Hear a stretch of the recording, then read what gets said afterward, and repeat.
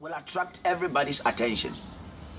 But the point is, I would want to die empty. I would want to die somebody who have emptied myself in this life.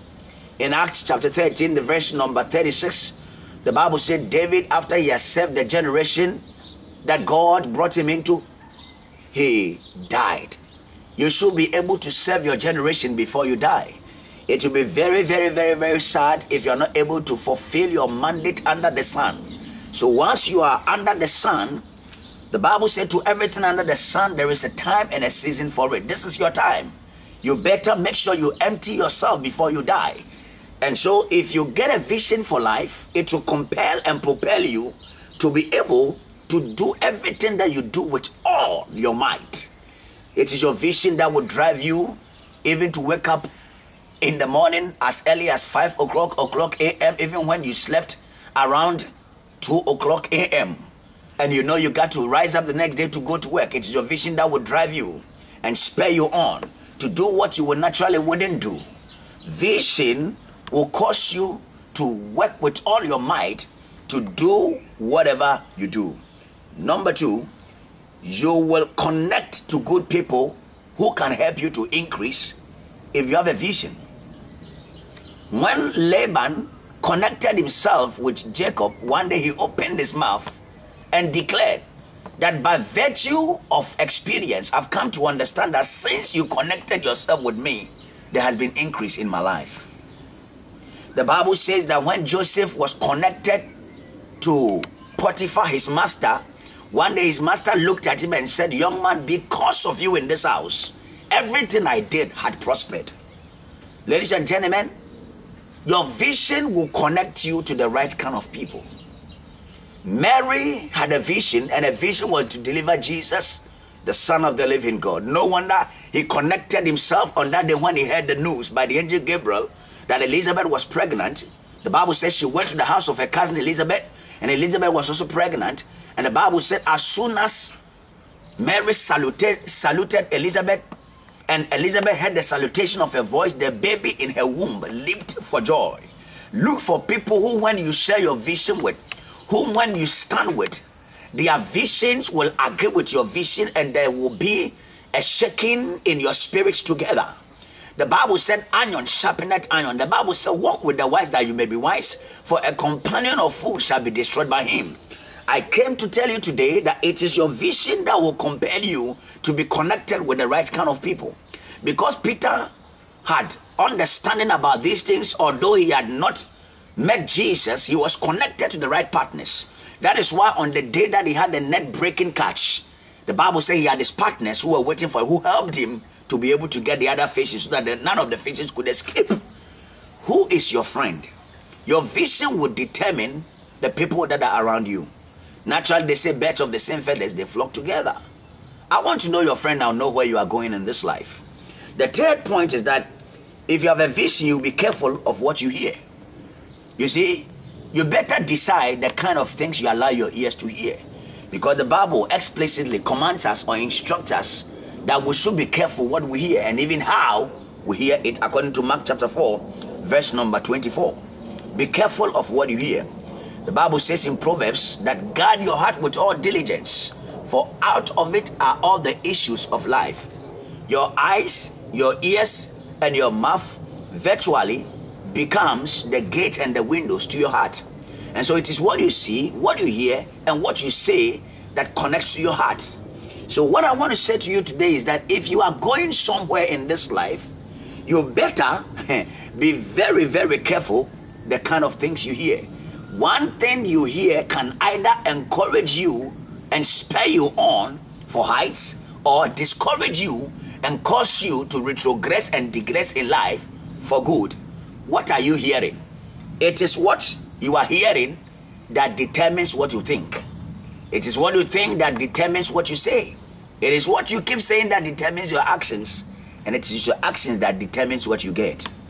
I can look at what you are saying today and I will know where you are going tomorrow. The fourth point about our vision is that your vision will lead you to great people. In Proverbs 18:16, the Bible says, a man's gift will make a way for him. It will bring him before great people. Your gift, that vision on the inside of you, that seed that was planted in you by the living God, ladies and gentlemen, has the potency imbibed in it to drive you to great and mighty people. If you want to be connected, just get a vision, and your vision will pave the way for you. I came to tell you today that let a godly and a divinely appointed vision be imbibed in your spirit, and irrespective of the storms, irrespective of the waves that the devil will bring your way, you are bound to win because you carry a divinely appointed vision. I read something one day and it really triggered something in my spirit. A big shark, you know, a shark, that whale, a big fish, was in the middle of the sea when it saw herrings, those little fishes, and it started pursuing them. How can a big fish be chasing these little fishes to the extent that these little fishes drove this big fish to the bay or to the seashore? And as soon as the shark got to the seashore, the shark couldn't return again, and the shark had to lie at the seashore and die. And when I looked at it, I said, God, help me never to chase small dreams. When you chase small dreams, you die at the point of your chasing. Decide to chase big fishes in life. Get a big dream. See beyond your today. See your tomorrow as very glorious and very wonderful, because your God is committed to that idea and that dream that will allow him to imbibe into your spirit and pour into your spirit.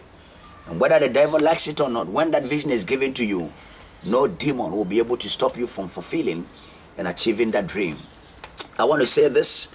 Go with me to Genesis quickly, the chapter number 21, from verse number 14 through verse 19. And this is a story about Hagar and Ishmael, her wonderful son, when she was driven out of the house by the mistress of Abraham and Sarah. And the Bible said at a point when they got to the wilderness, the water they had was finished.